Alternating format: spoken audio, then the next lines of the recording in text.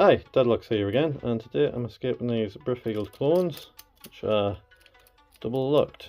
If you remember, it's that triple split Pawl that's the difficult thing about these, apparently. Weirdly enough, for some reason I've been having better luck picking the keyway that's facing up for that double lock, which as you can see has just gone straight away there, no problems. Beautiful.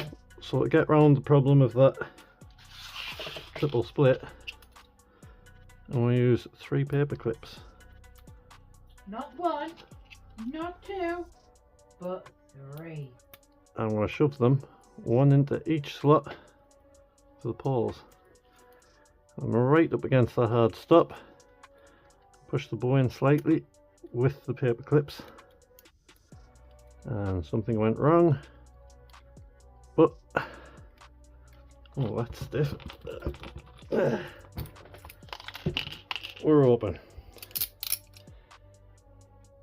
A little bit awkward.